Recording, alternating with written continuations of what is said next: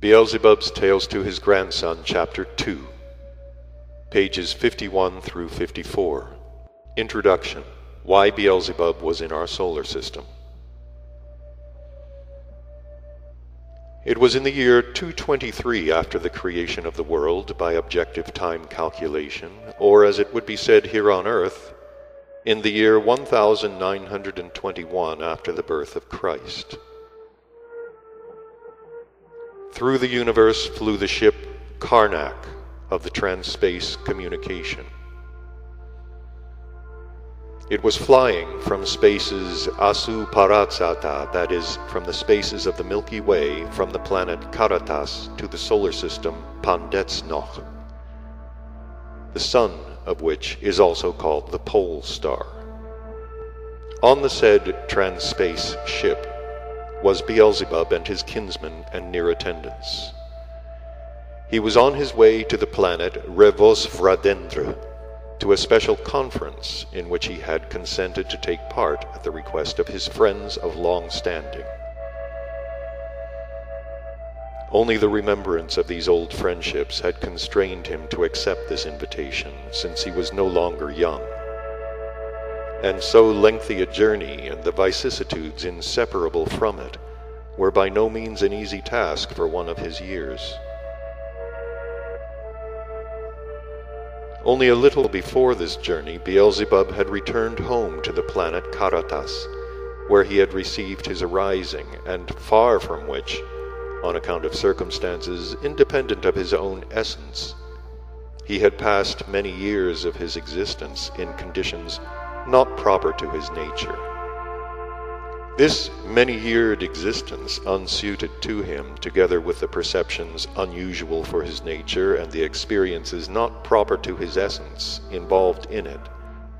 had not failed to leave on his common presence a perceptible mark. Besides, time itself had by now inevitably aged him, and the said unusual conditions of existence had brought Beelzebub,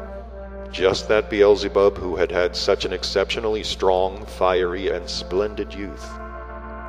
to an also exceptional old age. Long, long before, while Beelzebub was still existing at home on the planet Karatas, he had been taken, owing to his extraordinarily resourceful intelligence, into the service on the Sun Absolute, where our Lord's sovereign endlessness has the fundamental place of his dwelling. And there, Beelzebub, among others like himself, had become an attendant upon his endlessness. It was just then that, owing to the as yet unformed reason due to his youth, and owing to his callow and therefore still impetuous mentation with unequally flowing association, that is, owing to a mentation based, as is natural to beings who have not yet become definitely responsible, on a limited understanding, Beelzebub once saw in the government of the world something which seemed to him illogical, and having found support among his comrades, beings like himself not yet formed, interfered in what was none of his business.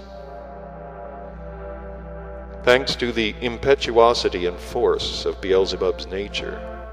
his intervention together with his comrades then soon captured all minds, and the effect was to bring the central kingdom of the megalocosmos almost to the edge of revolution. Having learned of this, his endlessness, notwithstanding his all-lovingness and all-forgiveness, was constrained to banish Beelzebub with his comrades to one of the remote corners of the universe, namely, to the solar system Ors, whose inhabitants call it simply the solar system, and to assign as the place of their existence one of the planets of that solar system, namely Mars, with the privilege of existing on other planets also, though only in the same solar system. Among these exiles, beside the said comrades of Beelzebub, were a number of those who merely sympathized with him, and also the attendants and subordinates both of Beelzebub and of his comrades. All, with their households, arrived at this remote place, and there in a short time on the planet Mars a whole colony was formed of three-centered beings from various planets of the central part of our great universe. All this population, extraordinary for the said planet, accommodated itself little by little to its new dwelling place,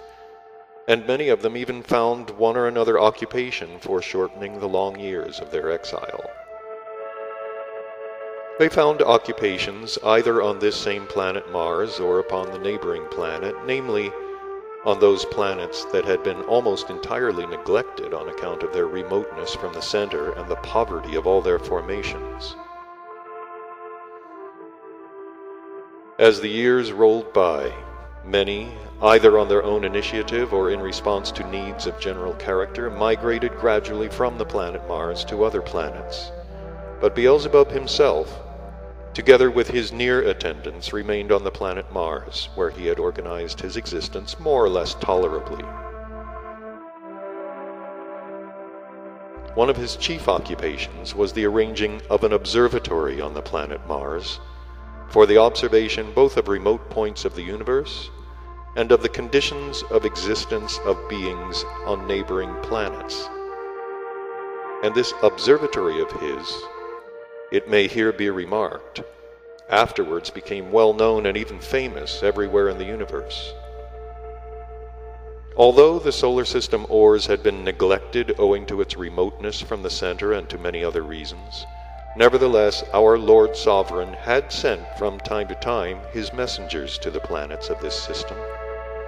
to regulate, more or less, the being existence of the three-brained beings arising on them, for the coordination of the process of their existence with the general world harmony. And thus to a certain planet of this solar system, namely the planet Earth, there was once sent as such a messenger from our endlessness a certain Ashiata Shiyamash. And as Beelzebub had then fulfilled a certain need in connection with his mission, the said messenger, when he returned once more to the Sun Absolute, earnestly besought his endlessness to pardon this once young and fiery but now aged Beelzebub. In view of this request of Ashiata Shiyamash, and also of the modest and cognizant existence of Beelzebub himself, our Maker-Creator pardoned him, and gave him permission to return to the place of his arising. And that is why Beelzebub, after a long absence, happened now to be again in the center of the universe. His influence and authority had not only not declined during his exile, but on the contrary, they had greatly increased, since all those around him were clearly aware that, thanks to his prolonged existence in the aforementioned unusual conditions, his knowledge and experience must inevitably have been broadened and deepened. And so, when events of great importance occurred on one of the planets of the solar system, Pandetsnoch, Beelzebub's old friends had decided to intrude upon him and to invite him to the conference concerning these events. And it was as the outcome of this that Beelzebub was now making the long journey on the ship Karnak from the planet Karatas to the planet Revosvaradendra. On this big spaceship Karnak, the passengers included the kinsmen and attendants of Beelzebub, and also many beings who served on the ship itself. During the period to which this tale of ours refers, all the passengers were occupied either with their duties or